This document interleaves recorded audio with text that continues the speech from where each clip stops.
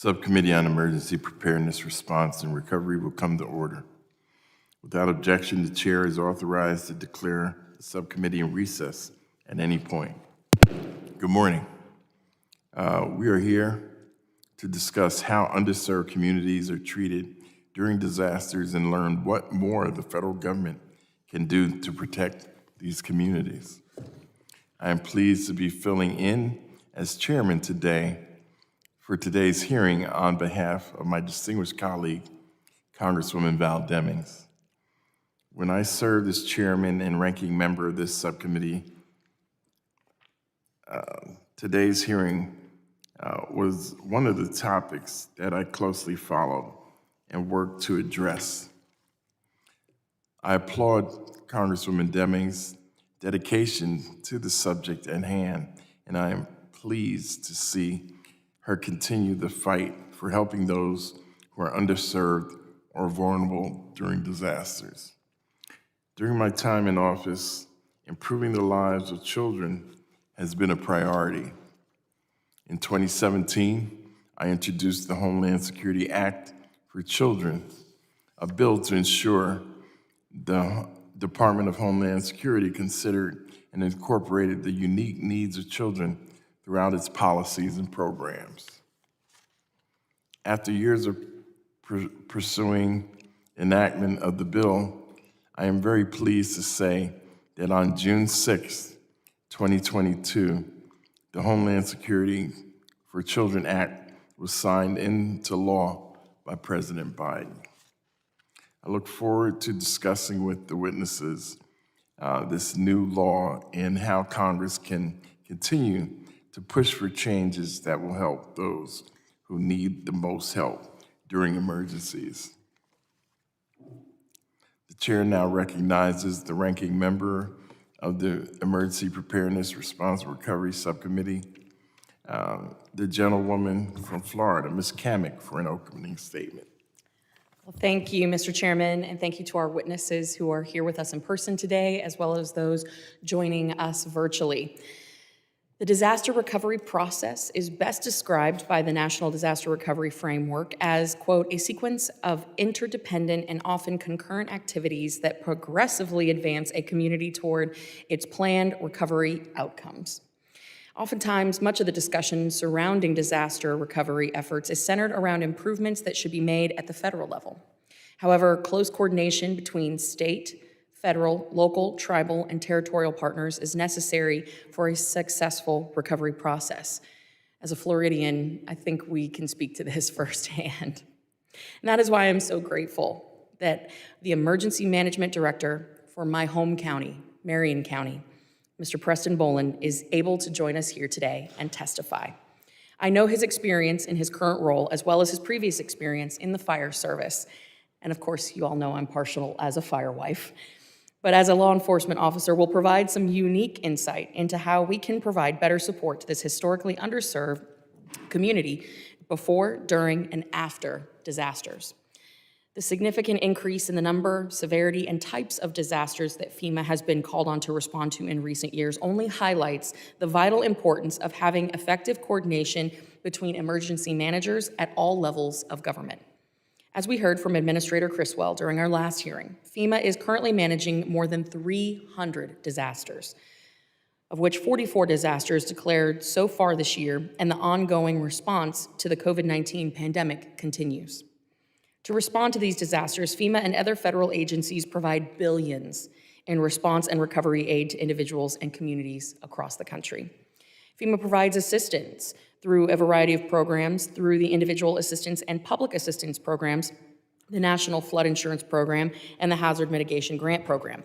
Now, while I applaud the progress that FEMA has made in recent years to identify and address the barriers to recovery aid, I think everyone here today can agree that there is a lot more work to be done.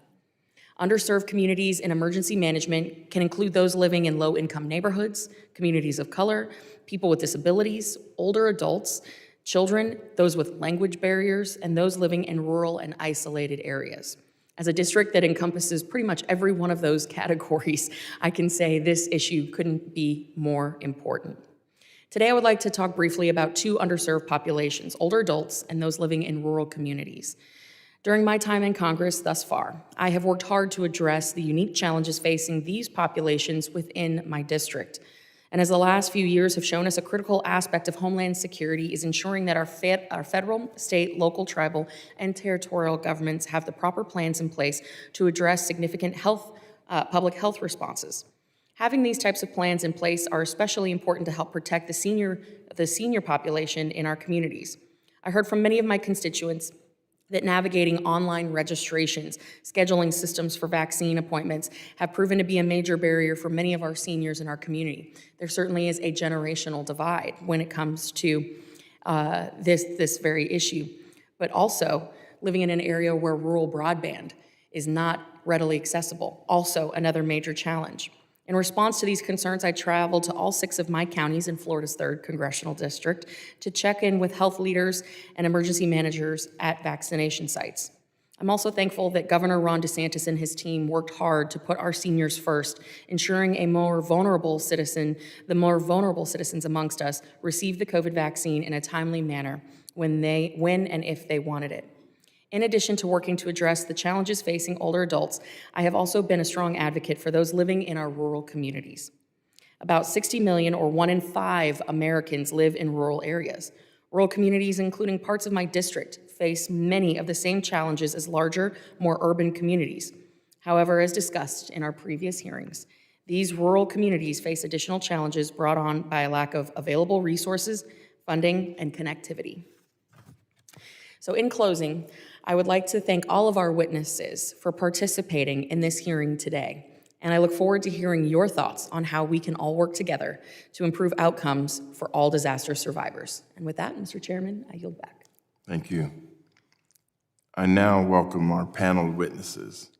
Our first witness is Denise Botcher. She is the State Director of the AARP in Louisiana.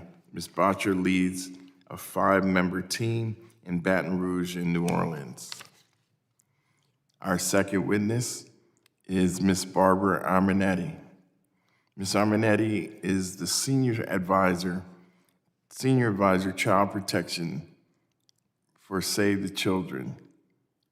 Ms. Armanetti led the response and recovery programs across 5 Save the Children disaster programs, including Puerto Rico, North Carolina, Florida, and Florida in 2017 and 18. Our third witness is Marcy Roth.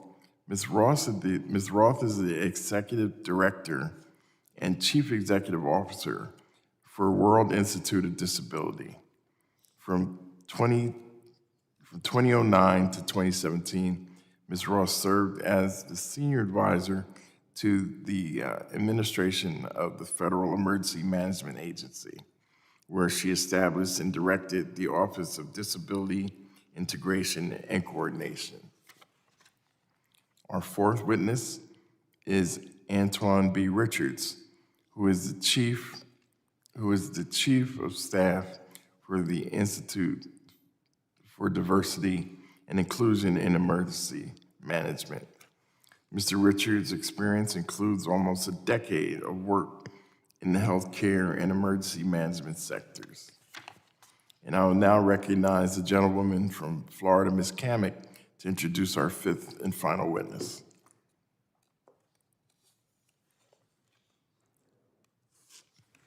Thank you, Mr. Chairman.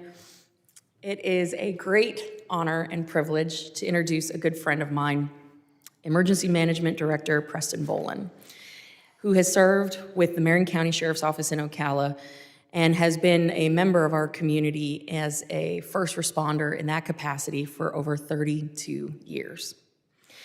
Now, he has been an instructor for the last 25 years for various EMS, fire, and law enforcement courses, and for the last 15 has been facilitating tactical medical training to law enforcement, EMS, and military agencies from around the United States and the world. Director Vollen previously served as an EMS advisor to the Chief Financial Officer for the state of Florida, who is also the state marshal, is how it kind of works out in Florida, and is a retired member of the Urban Search and Rescue Florida Task Force Team 8. Team 8 also was one of the responding teams to the Surfside building collapse in South Florida, tragically last year. Now, this is just a brief summary of Director Vollen's many accomplishments, but based on his vast experience and the insights that he'll be able to provide today, I know that his testimony will be invaluable. In fact, just over the weekend, he called me as another tornado ripped through our district, and it was late, about 11 o'clock at night, and he was out, boots on the ground. So I know, as someone who has been there front and center, he is going to have tremendous insight into this issue. So I thank the director for his continued service to our community, and I am so pleased that he is able to join us here in Washington, D.C. to testify before this committee. Thank you, gentlelady. Without objection, the witness's full statements will be inserted in the record. I now ask each witness to summarize their statements for 5 minutes, beginning with Ms. Denise Bottcher. Good morning, Chairman Payne and Ranking Member Kamick. I'm Denise Bottcher, State Director for AARP Louisiana. AARP welcomes this opportunity to address the impact of disasters on our nation's older adults and to recommend steps that can be taken to better protect them and support their recovery. Tragically, older adults represent the majority of those who die in disasters, and a disproportionate share of victims are racial and ethnic minorities. AARP works nationwide to protect the health and safety of older adults through education, advocacy, and volunteer service. Many of our state offices have been engaged in disaster preparedness education and recovery for years, fighting for stronger nursing home emergency preparedness, more reliable energy in the face of blackouts, and more effective communication systems to inform older adults. For these reasons and more, it really became clear that part of the solution lies in crafting stronger relationships with those who respond to disasters and with those who work with older adults. And to that end, AARP and FEMA have established a long-term strategic partnership to advance accessible, safe, and livable communities for people of all ages. Last week, we released a publication, the AARP Disaster Resilience Toolkit. It provides guidance to local and state leaders on how to create a more resilient future that puts the needs of older adults at the forefront. And then FEMA's guide to expanding mitigation, making the connection to older adults, discusses how natural hazards affect older adults and provides guidance on how to reduce those risks. Extreme weather events can shut down the supports and services a community depends on to survive and recover. Without food, water, medications, and the ability to communicate and share information, older adults can experience devastating impacts on their physical and mental health. Sustained power outages can quickly turn into a life or death situation. And in Louisiana, Hurricane Ida's wind and water weren't the greatest threats to older adults. It was the heat. After 4 days of sweltering and extreme heat and humidity, 8 senior housing complexes were evacuated. Residents reported that they felt like they were trapped in an oven, several stories up, with no way out. They were abandoned, and some of them died. The city of New Orleans responded swiftly and worked with multiple organizations, including AARP Louisiana, to pass an ordinance that requires a license to operate a senior housing facility and requires building managers to maintain both a resident census and then provide on-site personnel during states of emergency. The ordinance went an extra step and now requires senior housing complexes to coordinate emergency and evacuation planning with the city. Understanding the unique needs of older adults, maintaining a state of preparedness, and planning for emergencies and evacuations would have saved lives. Disasters also endanger the financial security of older homeowners, many of whom rely on the equity of their home as their largest source of savings. And as recovery begins, older adults are often targeted by fly-by-night contractors. They also face challenges navigating the often complex federal recovery assets that are largely online due to the lack of access to high-speed internet and the wide digital literacy gap that persists among older adults. We should not forget the old school ways of getting information and resources into residents' hands. Just having boots on the ground, going door to door, and meeting people where they are helps ensure a more equitable recovery. Within each disaster come learning opportunities, and I'd like to share some of those lessons we've learned following these disasters and informed by our partnership with FEMA. First, we've learned that it's essential to make the right connections and build relationships across the fields of emergency managers and advocates for older adults. Second, It's critical to identify where older adults live and how best to communicate with them given the digital literacy gap. It's also essential to seek and include diverse perspectives in the process of planning for disaster response and recovery. Fourth, leaders must be mindful of response and relocation risks. The disruption associated with displacement, whether short or long term, can accelerate cognitive decline and compromise physical health. And finally, we must employ community-wide infrastructure strategies. This includes expanding broadband, access and education, strengthening the range of transportation options, and protecting the areas at greatest risk from future disasters. In closing, thank you for the opportunity to testify before you today on this vital issue. Older adults endure the brunt of damage from disaster events, and their unique needs must be addressed in national emergency preparedness, response, and recovery policies, plans, and programs. We look forward to working with you. Thank you very much for your testimony. I now recognize Ms. Armanetti to summarize her statement for 5 minutes. Thank you, Chairman Payne, Ranking Member Kamick, and honorable members of the subcommittee. Thank you for the opportunity to provide testimony on behalf of Save the Children on the impact of disasters on children. In the United States and around the world, Save the Children works to give children a healthy start in life, the opportunity to learn, and also to protect children in crises. I want to thank Congress first for making the safety and well-being of children a priority with the recent passage of the Homeland Security for Children Act. Save the Children has responded to emergencies and humanitarian crises around the world for more than 100 years. In the United States, we are the national leader for child-focused disaster response and recovery since 2005 when Hurricane Katrina devastated the Gulf Coast. Through our experience, we know that children are among the most vulnerable populations, that they are exceptionally affected by disasters and suffer the most. We know that children of color and children from rural communities are particularly hard hit, with the highest rates of food insecurity and least access to disaster recovery resources, including mental health recovery services. In the aftermath of Hurricane Harvey, it was the families of color in Houston with long histories of chronically unstable housing who remained in shelters the longest and whose children lost any sense of normalcy. I remember one 3-year-old boy who visited our child-friendly space in the Greenpoint Mall shelter every day for weeks.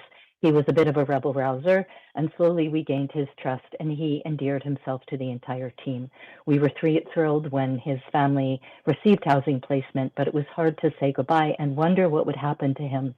Well, 12 months later, our team responded to Hurricane Michael in Panama City, Florida. And while setting up the child-friendly space in the school shelter, I was stunned to see that very same little boy from Houston, now just 4 years old, walk into the shelter.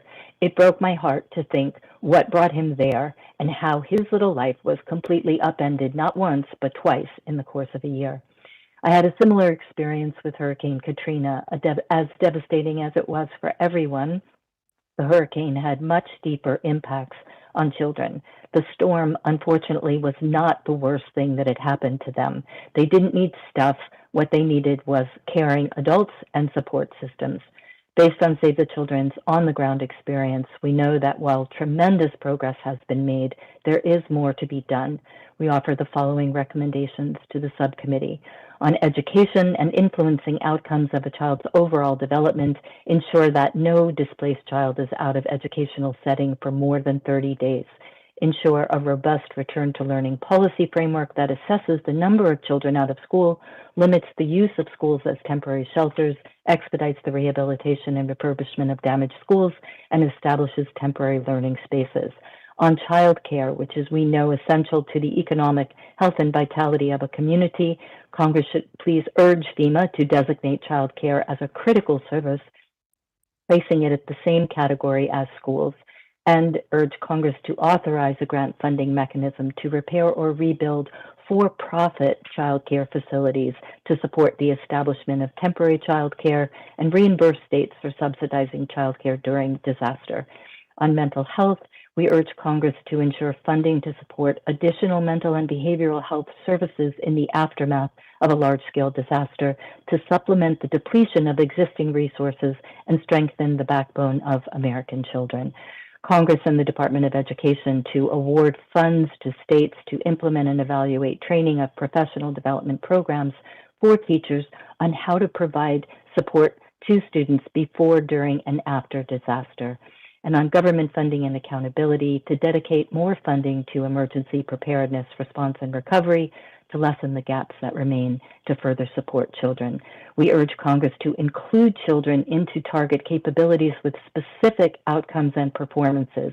You cannot improve what you don't measure. Funding to implement, socialize, and institutionalize the good resources, FEMA's tools, and processes laid out in the Homeland Security for Children Act.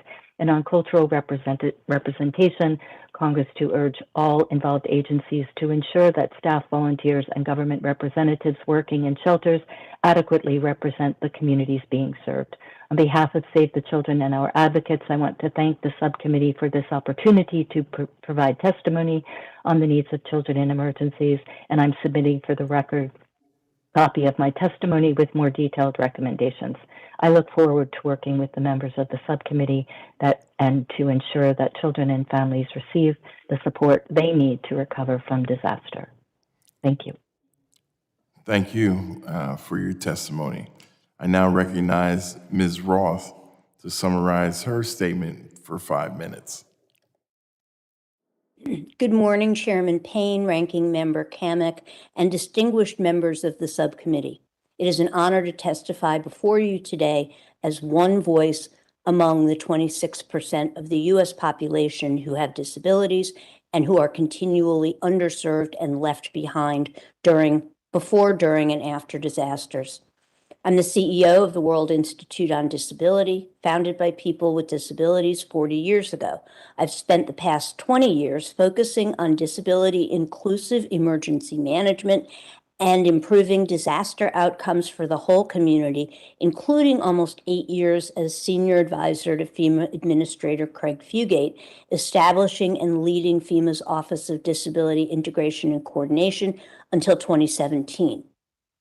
We are still failing people with disabilities, especially multiply marginalized people, before, during, and after disasters. We need your help to address urgent, immediate, life-saving steps FEMA, HHS, DHS, DOJ, HUD, and state, local, tribal, and territorial emergency management can take to serve disaster-impacted people and communities being left out and left behind. They have not adequately implemented, monitored, or enforced their obligations to ensure compliance with disability civil rights laws in the use of huge amounts of taxpayer funds. And because they have denied guidance, technical assistance, and funding for access to life-saving and life-sustaining resources, emergency management at every level has severely underserved people with disabilities of all ages, primarily multiply marginalized, disabled, Black, Brown, Indigenous, other people of color, LGBTQIA+, and other intersecting identities experiencing poverty in urban and rural communities. Unfortunately, for the past 5 years, FEMA has made it almost impossible for national disability leaders from across the country to work collaboratively with their Office of Disability Integration, Office of Equal Rights, and their leadership. Of well over 1 million people who have died from COVID since 2020, most were people with pre-existing conditions, comorbidities, and other terms used to describe disabilities. Over 200,000 of them were disabled people of all ages in congregate facilities, death pits, as described by the New York Times.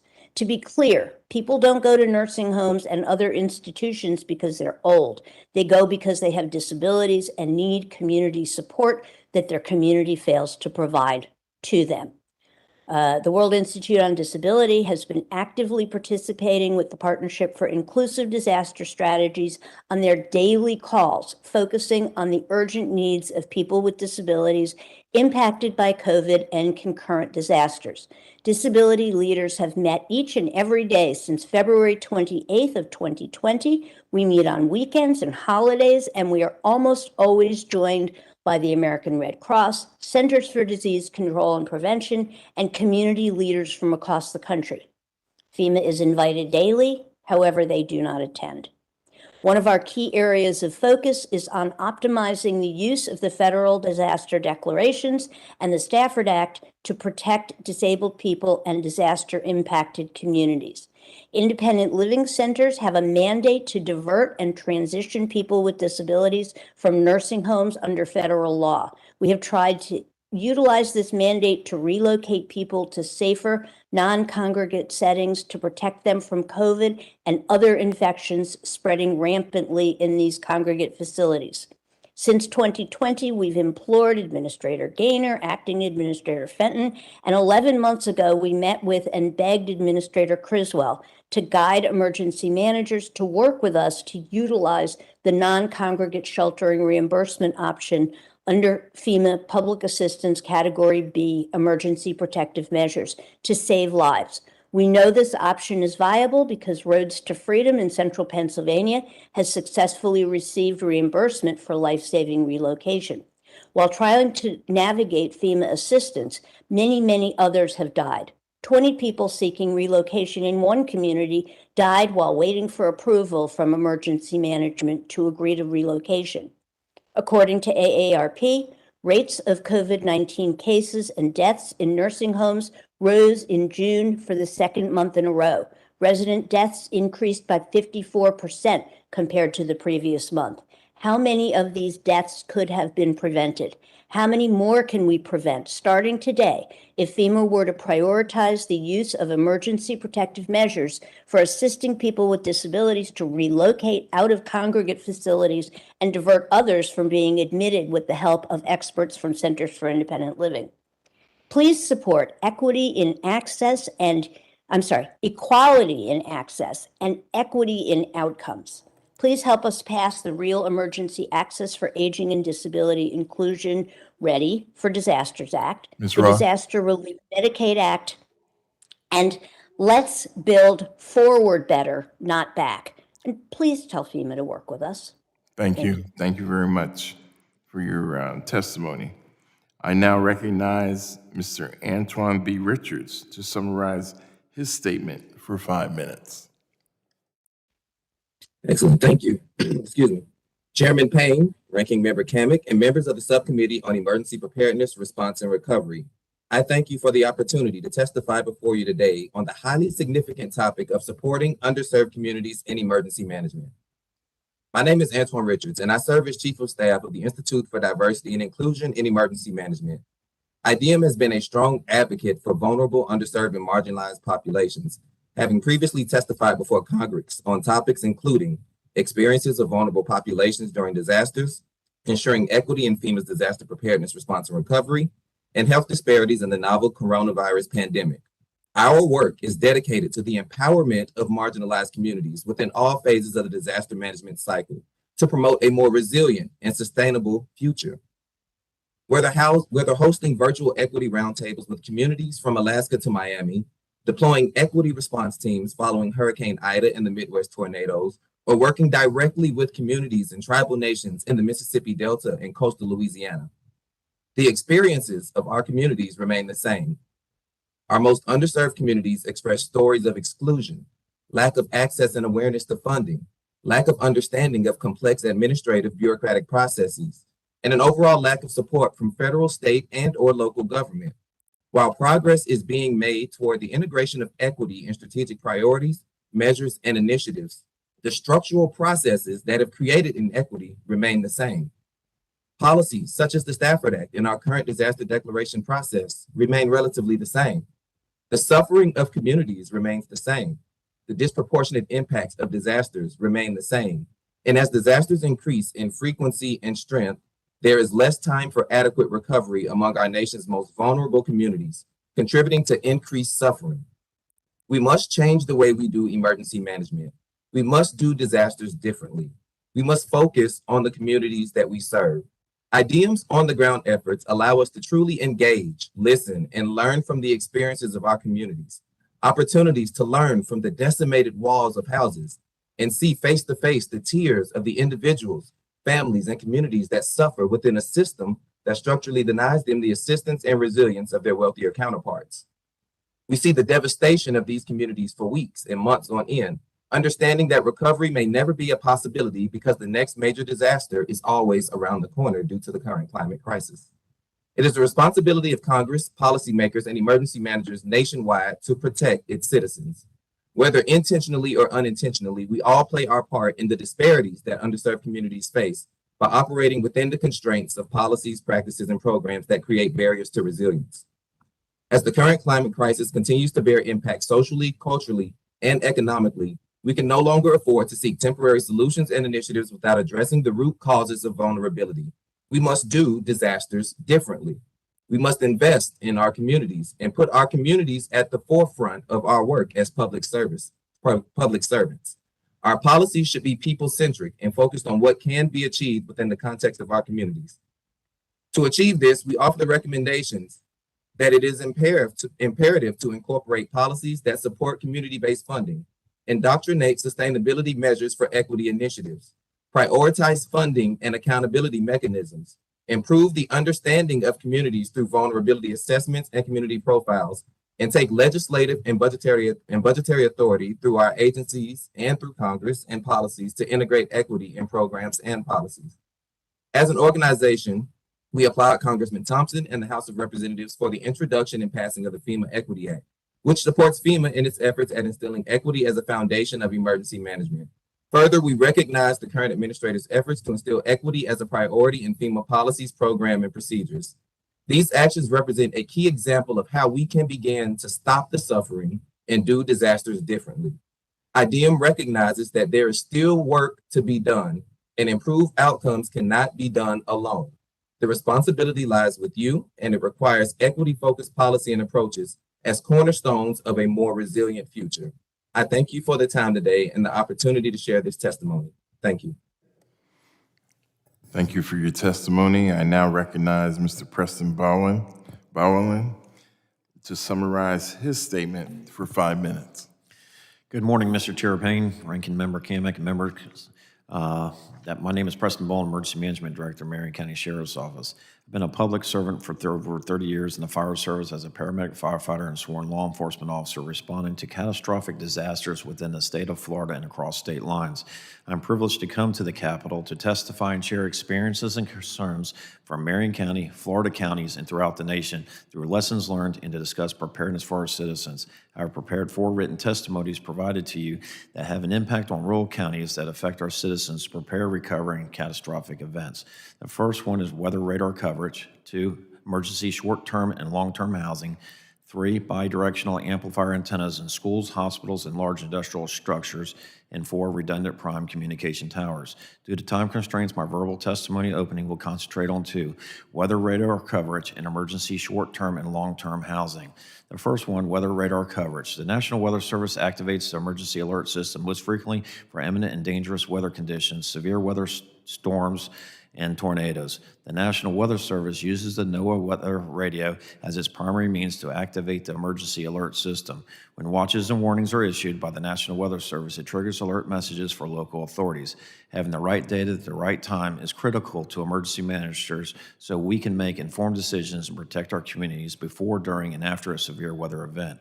Currently, rural parts of north central Florida contain dead zones, or zones where tornadoes may not be detected on radar. This has been formally acknowledged by the National Weather Service. The dead zone, where tornadoes may not be detected on radar, is covering a part of north central Florida that has been hit with destructive tornadoes and passed without warning.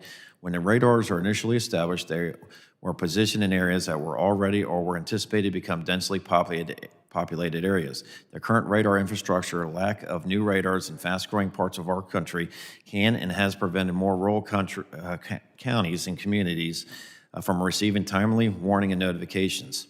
These areas tend to consist of thousands of modular homes and large migrant worker populations that rely on the weather radio to provide them with timely warning. Marion County, Florida's 5th largest county in the state of Florida, is home to over 33,000 modular homes and a large elderly population.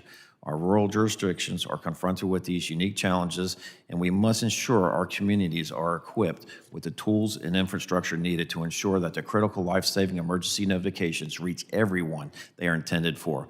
On March 12, 2022, Marion County, Florida experienced an EF1 tornado that went undetected on radar.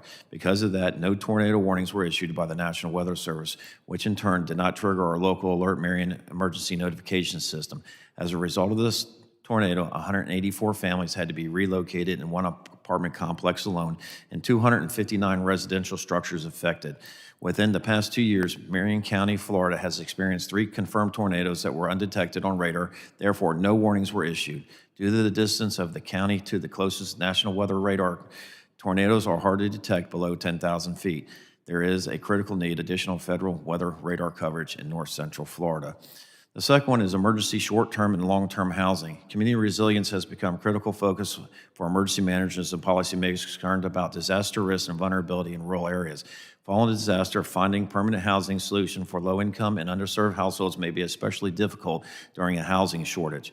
Available housing in many high tourist and high income areas may be out of the acceptable rental range for low income households because they lack the financial resources to begin rehabilitation, reconstruction, or obtain permanent housing. During this time, provisions for basic human needs, food, water, and supplies for sanitation and shelter may be in short supply or unavailable. Following the tornado that took place on March 12, 2022 in Marion County, Florida, dozens of residents were instantly without housing. Homes were destroyed, and an apartment complex was partially condemned. During these times of rising rent pricing and the very limited availability of homes in the state of Florida, securing temporary housing, both short-term and long-term, possesses critical challenge.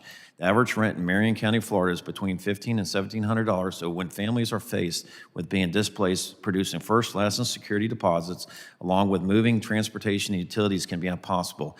The state of Florida has a housing contract, but it would require a block grant by FEMA that allows most flexibility for state and counties. The FEMA Individual Assistance Declaration process is flawed. The current mechanism in place are specifically geared to areas with denser population.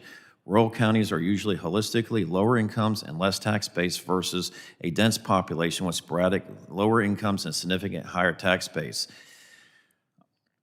While locally we work with partners such as the American Red Cross United Way to assist with immediate needs, we find there should be an individual assistance declaration process designed for rural, lower income, lower tax base communities. FEMA should have a swifter process in place to assist the state's Division of Emergency Management to assist with emergency housing during state and local declared emergencies and local events. In closing, I thank you for this opportunity to testify before this committee. Thank you for your testimony. I want to thank all the witnesses for their testimony. I'll remind each member that he or she will have 5 minutes to question the witnesses. I will now recognize myself for questions. Let's see. Ms. Armanetti, as I mentioned earlier, in June, my legislation, the Homeland Security for Children Act, was signed into law by President Biden.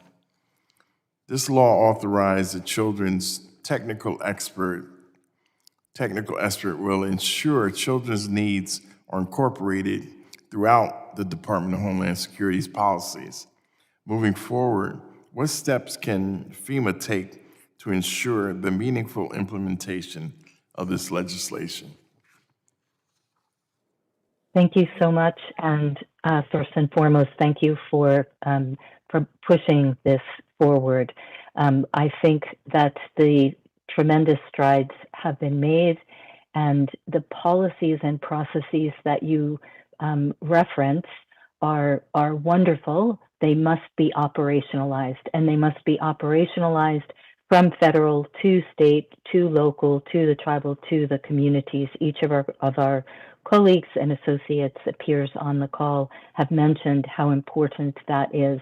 So specific funding for them to operationalize those, to have the advisor really do a deep dive on studies to ensure that they understand who is being impacted, what is the effect of having schools closed on children, what is the effect of having children isolated, should they be sheltered. I think those are our main responses to that. But a huge thank you for pushing it forward. Thank you very much. Let's see, Ms. Botcher and Mr. Richards.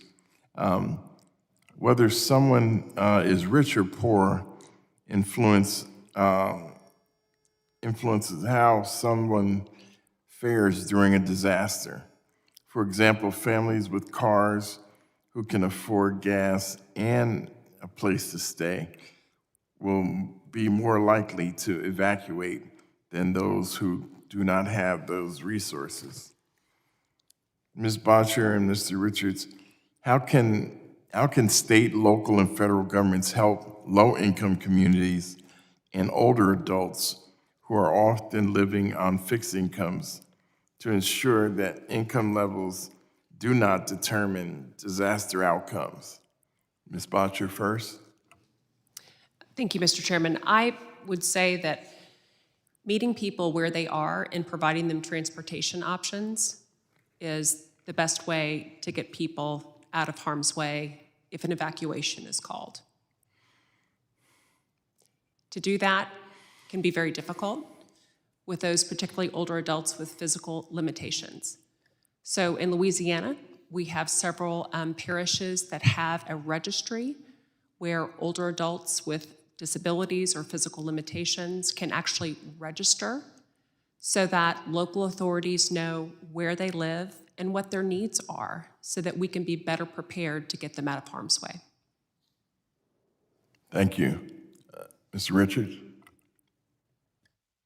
Excellent. Thank you for this question. And I think it's really important to understand, as mentioned earlier during the summary testimony, that we do disasters differently. We have to understand the communities that we serve, where those vulnerabilities exist, those social determinants of health, right? We have to really engage with communities. So when we look at it at a local and a state level, each level should be informing where those communities exist. They should understand what the dynamics of those communities are. They should understand how to best serve those communities, include those communities in their process to understand their needs. This will help frame the policies that we put in place for the programs that are developed to focus on these populations, to meet the needs of these populations, to truly understand what it is they need and how to best facilitate those needs for them in the most efficient and effective manner. So I believe that the first step is truly in engaging with the communities, but then also coordinating between the local, the state, and the federal government to expound upon that engagement and truly understand. But as mentioned before, we meet the community where they are, we understand their issues, and then we take that and we use that community-based participatory research, what we've learned, those experiences, to develop programs and initiatives that make a big difference. Thanks. Thank you, and I agree. We know where these communities are, they're identified, so we need to bring the resources to them instead of being, need to be proactive in that effort. So thank the both of you, and I will now recognize the ranking member, Ms. Kamick, for 5 minutes. Thank you, Mr. Chairman. Director Vollen, it is my understanding that Marion County operates and maintains a registry of individuals who may need additional assistance during a disaster. How does this work? Do individuals have to qualify? Is there a criteria? How do they register? Who's responsible for maintaining this registry? And then how is it utilized in an emergency situation? Yes, we do have a special needs registry. We work very closely. The initial responsibility is out of my Office of Emergency Management, but we work very close with our Department of Health. So those applications come into our office, therefore we put them on our registry. There's various questions that are screened, not only medically through the health department for their needs medically, but also whether or not they need transportation. One of the things we've realized is a lot of those with special needs do have pets. So if we do not have pet-friendly shelters that they can take their pets with them, they will not go to shelters. So we do have pet-friendly shelters at our special needs shelters for them to be able to assist them with that as well. So those with other service animals, we're able to accommodate, but we're able to check that we have some that are not able to go to our special needs shelters due to other medical concerns that we could not handle in a shelter. So we're working with our nursing homes, our hospitals to make sure transportation, not only to our special needs shelters, but also to hospitals. And this is all vetted twice a year through the special needs registry. How many people are on the registry currently? We currently have between 675 and 700 special needs registered clients. And one of the things we recognize right before storms, we'll start getting, our office will get lit up with calls, people trying to get on last minute, sometimes 100, 150 trying to get on the registry.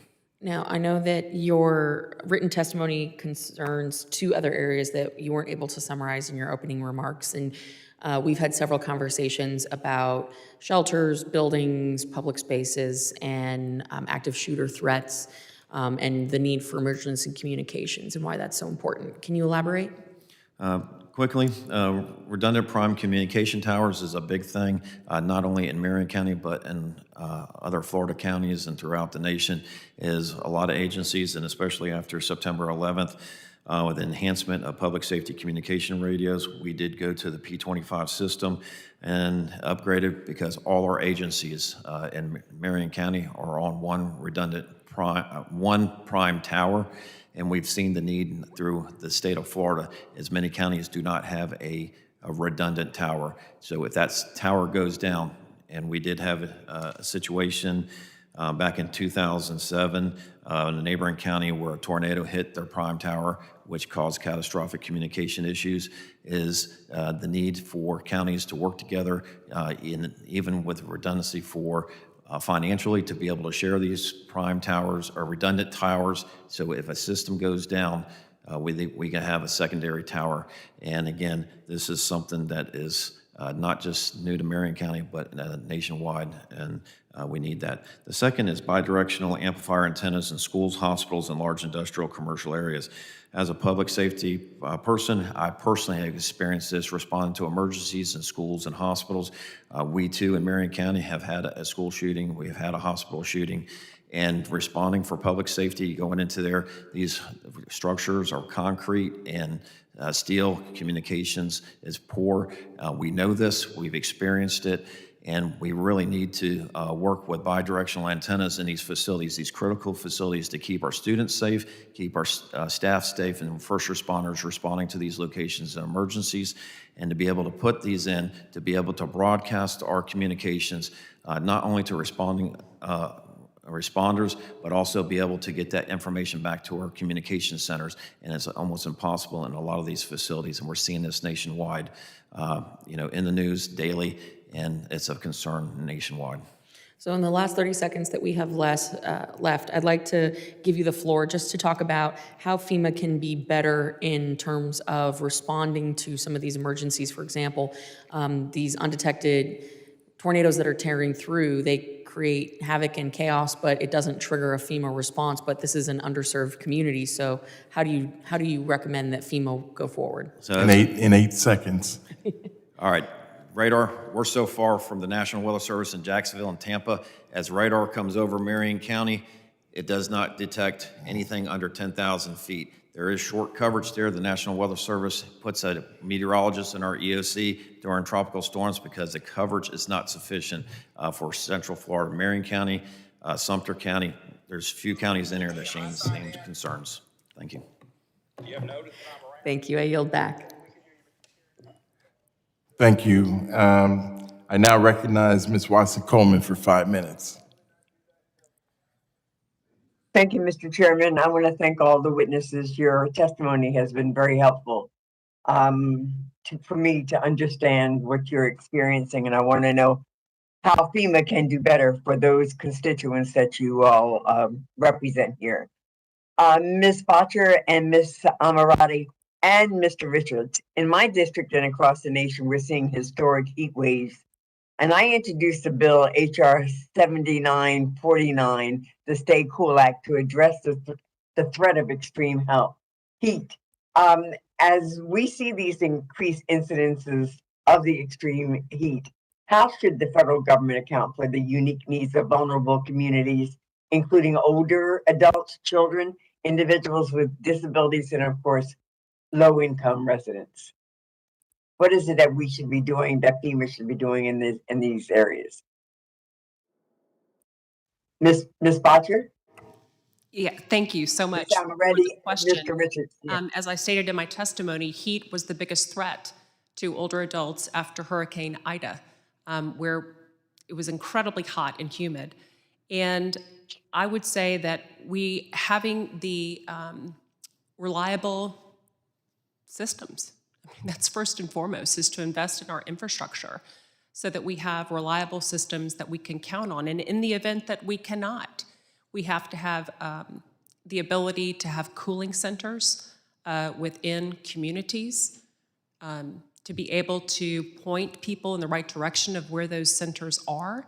In fact, in New Orleans right now, they are investing a lot of dollars into libraries, senior centers, community centers, rec centers, to have generator power in the event that the entire city is in a blackout, so that they can have cooling centers to prevent those heat-related illnesses and deaths. Thank you. Thank you. Ms. Almaretti and Mr. Richards, do you have anything you would like to contribute to that? Sure, thank you so much. I would say that children are particularly susceptible to dehydration, more so than older teens and adults, because they have smaller bodies. They have smaller reserves of water, and they have more body surface per pound of weight. So anyone can become dehydrated, but infants and children are the most likely group to experience severe diarrhea, vomiting, and are especially vulnerable to dehydration. In low-income communities, we know that they have less access to safe green space, community water features, pools, sprinklers, parks, etc. And importantly, with regard to education and learning, old school buildings, to my colleagues' reference to infrastructure, that don't have appropriate cooling systems, which lead to learning loss. So a study by the Government's Accountability Office found that about 41% of public school districts in the United States need to update or replace the heating, cooling, and ventilation systems in at least half of their schools. That represents about 36,000 schools nationwide. Thank you. You're welcome. Mr. Richards, do you have anything you want to contribute to that? If not, I've got another question for you. Absolutely. I want to definitely take a time to contribute just in saying that community assessments here are important, understanding community. There are intersections between heat and chronic disease, heat and age, and all of those things. So understanding the community, assessing the community, and identifying those community needs ahead of time make a big difference. When we can understand those needs ahead of time, that allows us to better pre-identify the resources that are needed for those vulnerable populations. It allows us to make sure that we have the tools already in place. Heat is not a new issue, but it is one that is rising, and it's one that we should intentionally raise awareness to and continue to focus on how we can better mitigate that. Yes.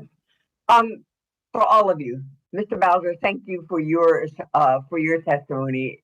Mr. Vollen, I'm sorry. For all of you, do you all interact with sort of a national network who address the same constituents that you do in terms of issues of this nature? That's number one. And number two, what do you think is FEMA's greatest fault in redressing those needs of individuals and communities in the sort of poor income districts or communities? In 2 I'll start with seconds. you, Mr. Richards. Oh, geez. Maybe I'll yield for a second. Yes, if the gentlelady would yield, we do have time to go around for a second round of questioning. Thank you. So thank you for yielding.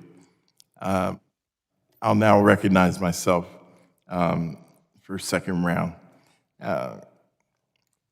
Mr. Richards and Ms. Roth, under the Biden administration, FEMA has set forth goals to increase diversity among its workforce.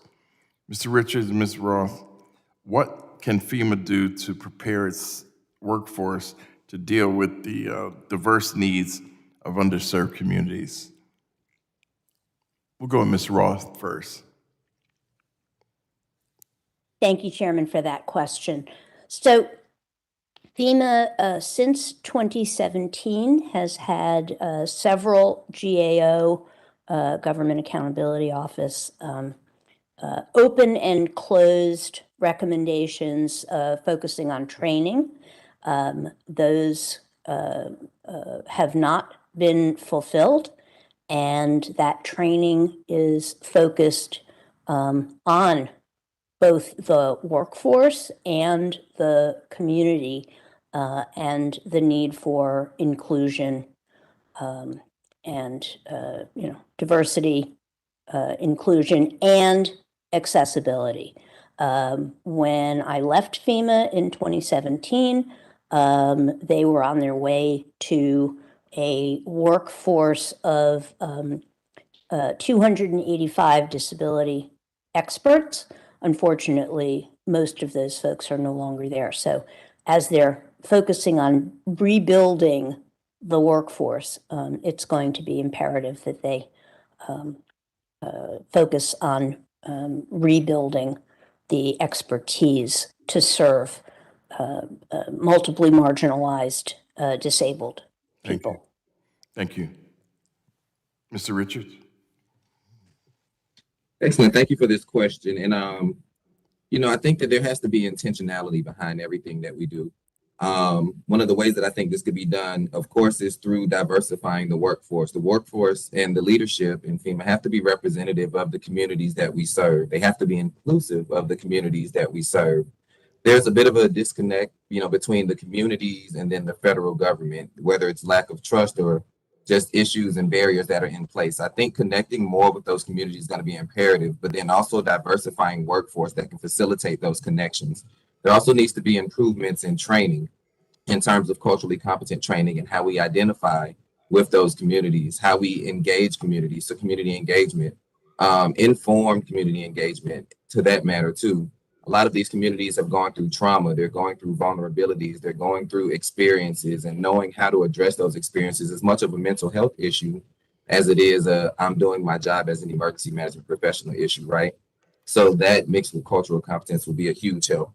Then I also think there has to be ways to improve some pipeline opportunities into employment, whether it's for younger individuals that are seeing emergency management, seeing leaders that look like them, that are familiar with them, that they can identify with. That is another way that they can focus on intentionally creating opportunities to diversify the workforce. Thank you. Let's see.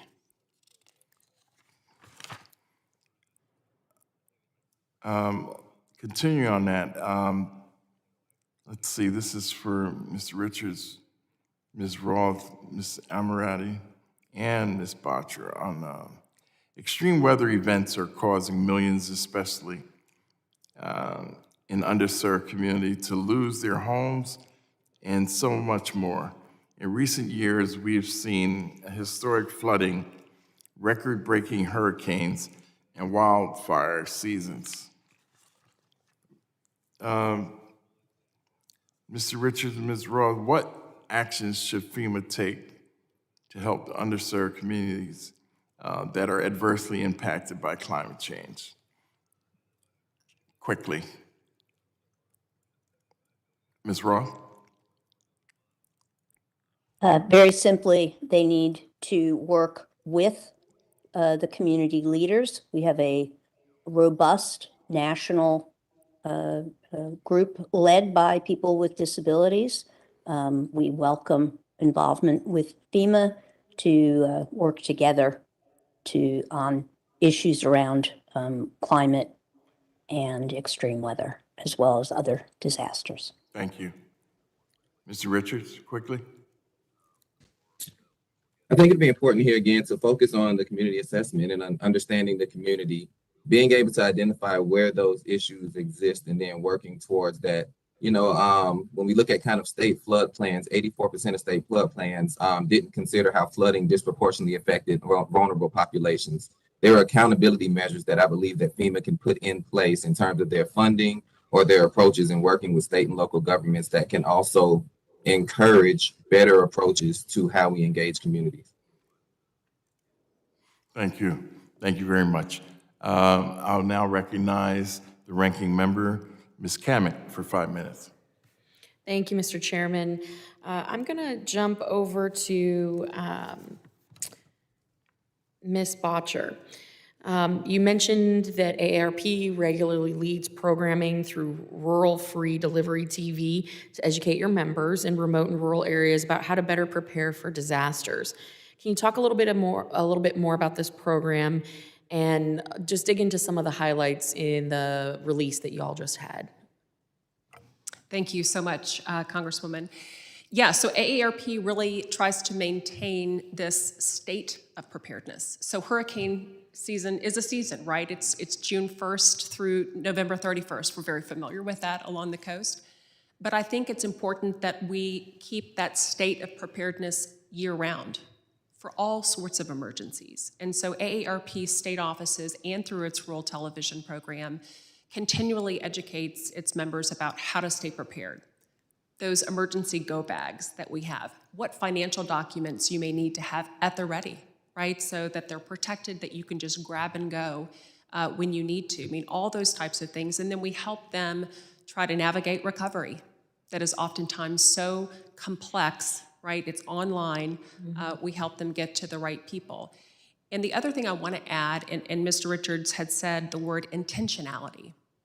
It's so important that we are very intentional in this work and that we have collaborative partnerships across the board, from FEMA to our emergency managers to stakeholders like AARP, Save the Children. It's important that we all come together and talk about how best to serve these vulnerable communities, how we educate them, and how we help them through recovery. Thank you. I appreciate that. Thank you. Director Vollen, AARP is a great example of some of our external stakeholders. Can you list out and talk about your relationship and how you engage with some of these outside stakeholders? Do you work with AARP, for example, in the community? Absolutely. Center Independent Living, we work with AARP. We also working with our county health department. A lot of the other programs, with our FEMA programs, our community emergency response team trainings, and other not-for-profit organizations, the Red Cross, American Red Cross, our county families and children's services, to be able to provide education, training, and also financial assistance. And a lot of our faith-based organizations to be able to have funding available to educate and provide services throughout the community. Excellent. And I know my colleague, Ms. Watson Coleman, she was kind of alluding to one of the earlier questions about best practices. How can FEMA be better in terms of working with our local counties and states in executing on their mission? So if Mr. Vollen, if you can take that, and I'm sure she's going to follow up with some extra time for you as well. So one of the things is, especially, during a declared emergency, we, through the state, through FEMA, is bringing in assistance and funding to be able to come into our rural communities, especially for housing. Housing is almost impossible in Marion County to find after. But one of the things, especially on a local level, when there is not a declaration, the counties do not meet their thresholds to meet the state thresholds for federal FEMA assistance to come in, is being able to provide assistance on a local level.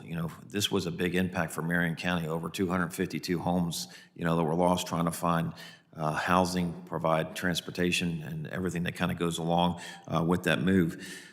So, working with state DEM, emergency management, and local emergency management directors are in robust conversations to ensure that when catastrophic events happen, we're prepared to serve the undeserved and those in need. One of the bigger things is, an example, is on a federal level during COVID. There was the ARPA money, there was the CARES Act money, and again, they pushed those down to the state and local levels because we know what we need. We need those immediate resources, especially with housing, to get these families out of shelters, or, out of hotels, to be able to get back to schools. And these are the needs that we see, but we don't have the funding. The state has housing contracts, but they need grant blocks funding from the federal government to go in place. And when there is not a federal declaration, those funds and those resources are really needed at a local and rural level. Thank you. I yield back. Generally yields back. I now recognize Ms. Watson Coleman for 5 minutes. Thank you, Mr. Chairman. Mr. Vollen, ask you a question. A declaration is determined based upon the cost of the loss during a situation. Is it dollars that determines whether or not a declaration is it, or is it the amount of loss of property? I'm trying to understand why in rural areas and in lower income areas, the declarations don't seem to come as quickly as possible. Is it a function of the value that's placed on those losses? I'll be honest with you, I'm not exactly sure. It's just one of the things that, that we've experienced, even after Hurricane Irma, is bringing in those resources, whether it be the DLOCs or, those services to be able to bring in and be able to provide those, filling out applications. I know, it was pretty quick with, especially with the tornadoes that came in through Marion County, is having the Small Business Association loans that are available. But again, those with lower incomes are the ones that needs immediate assistance are probably going to be denied those resources through SBA. And then again, by the time that these services are coming in and it's being set up to be able to start the process, it takes very long periods of time to be able to provide that financial assistance on a short term, before they even get to that long-term need. Thank you. With regard to Ms. Roth and Mr. Richards, for those individuals who have a multiplicity of issues, disability, poor, minority, low income, all that kind of stuff, what do you think is the greatest deficit that you experience with FEMA in determining how to make these individuals whole in restoring them after a disaster? Ms. Roth and Mr. Richards. So for many people, the limits of assistance that are available to them mean that they're not going to be able, $35,000 max grant, which most people don't ever actually receive. Coupled with what many people have talked about earlier today, lack of housing, coupled with the complexities that many people face in navigating post-disasters. So is it the amount that you're eligible for representative of a percentage of your loss, or is that just like a maximum that FEMA would give? If you lost a $500,000 home, is FEMA still only going to give you $35,000? Yes, and if you have a $500,000 home, if you have homeowners insurance, if it's more than $35,000, you don't get anything, which is, I mean, we could have a separate conversation about that, but the bottom line is that for most people, it's those local experts who can help them to navigate the resources, and yet those local disability-led organizations in particular are not funded and not included in helping people to be able to access resources. I have 1 minute and 3 seconds. Mr. Richards, do you want to comment on that in terms of our minority communities and low-income communities? Absolutely. And, the issue there is access. So access to information, access to education, access to capacity support to apply for these grants, knowing how to apply for them, knowing where to find the funding. There has to be intentional efforts towards these communities that do that.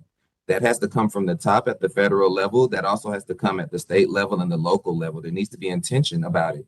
Those vulnerability assessments we talked about, understanding the community dynamics, demographic analyses, and where those vulnerabilities exist allow us to really look into those things and then better put our resources. All right.